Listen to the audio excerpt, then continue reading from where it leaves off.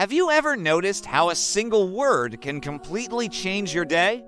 One moment you're feeling fine, and the next, a word either lifts you up to the clouds or sends you spiraling down. It's fascinating, isn't it? Words are so much more than just collections of letters. They are tiny packages of emotion, history, and power capable of building worlds or tearing them down.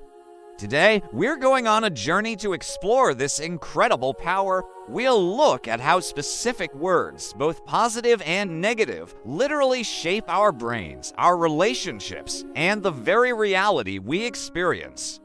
By the end of this, you'll see your own vocabulary in a whole new light. Let's start with a word that everyone knows: love. What happens when you hear it? For most of us, it conjures images of warmth, connection, and safety. Neuroscientists have actually studied this. When we hear or use words like love, joy, or peace, our brains release feel-good chemicals like dopamine and oxytocin. It's not just a feeling, it's a biological reaction. These words can lower our stress levels, improve our mood, and even strengthen our immune system. Think about the last time someone told you they loved you. It wasn't just information. It was an experience that probably made your heart feel a little fuller. This is the constructive power of language at its finest. Words like love don't just describe a positive state. They actively help create it within us and between us. Now, let's talk about hope. Hope is such a powerful force. It's the belief that things can and will get better even when the present moment is difficult. When we use the word hope, or when someone offers it to us, it acts like a light in the darkness. It shifts our perspective from focusing on problems to searching for solutions. Psychologically, hope is a key ingredient for resilience. It's what helps people navigate incredible hardships and come out stronger on the other side. Think of stories of survival or recovery. The word hope is almost always a central character. It's the fuel for perseverance. Saying "I hope" isn't a passive wish. It's an active declaration of intent to look forward, to keep moving, and to believe in a better future. It's a word that can literally keep us going. Another incredibly potent word is courage. Courage isn't the absence of fear, it's the decision to act despite it. When we label an act as courageous, we're not just describing it. We're validating the internal struggle that preceded it. This word has a unique ability to empower both the speaker and the listener. Telling someone you have courage can give them the strength they need to face a daunting challenge. Calling upon your own courage can help you push past your own limitations.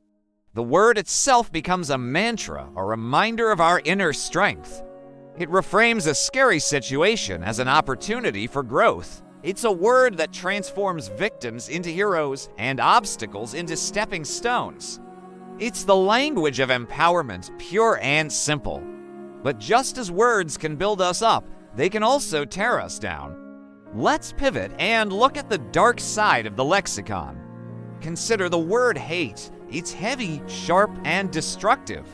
When we're exposed to words like hate, anger, or rejection, our brain's fear center, the amygdala, lights up.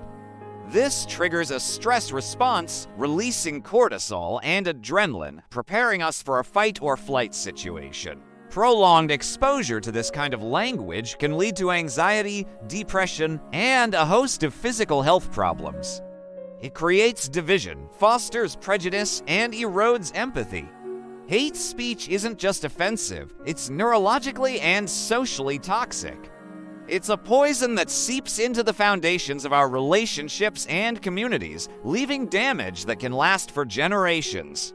Let's examine the word fear. Fear is a natural, primal emotion designed to protect us, but the word itself can become a cage. When we constantly use language of fear, "I'm afraid to try," "what if I fail?" we reinforce a mindset of limitation.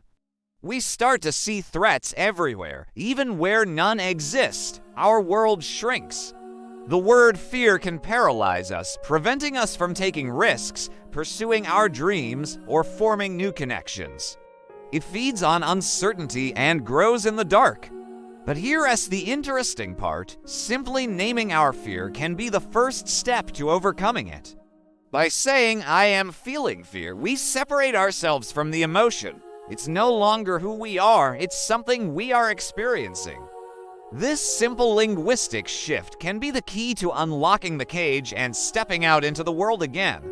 And what about failure? This is a word that carries an immense amount of weight in our society. We're taught from a young age that failure is the opposite of success, something to be avoided at all costs. Hearing the word failure, or worse, being labeled as one, can be devastating to our self-esteem. It can trigger feelings of shame and worthlessness. But what if we reframed it? What if failure was simply a word for learning? Innovators and successful entrepreneurs often talk about their failures as crucial parts of their journey. They see each failure as a data point, a lesson on what not to do next. By changing the story we tell ourselves about this word, we can strip it of its power to harm us. We can transform it from an end point into a process, from a verdict into a lesson. It's a choice we make every time we use the word. So, how do these words shape our personal reality? It's through the stories we tell ourselves. Our inner monologue, the constant stream of words in our heads, is the architect of our identity.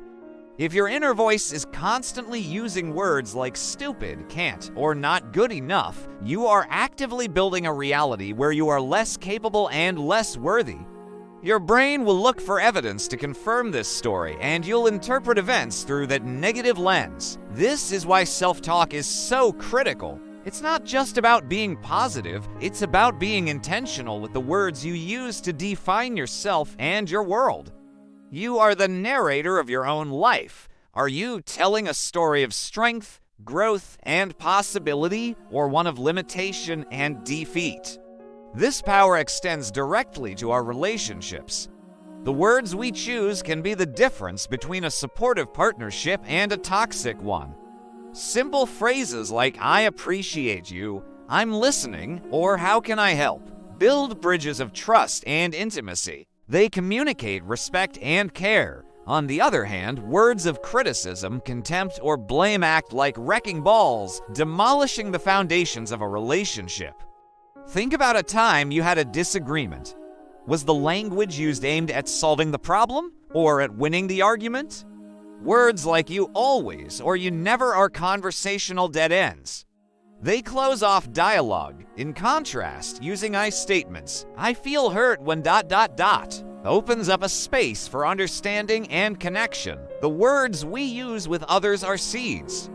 We get to choose whether we plant gardens or minefields. Ultimately, we are all linguistic creators. Every day, with every word we speak, text, or think, we are casting spells that shape our emotional landscape and the world around us.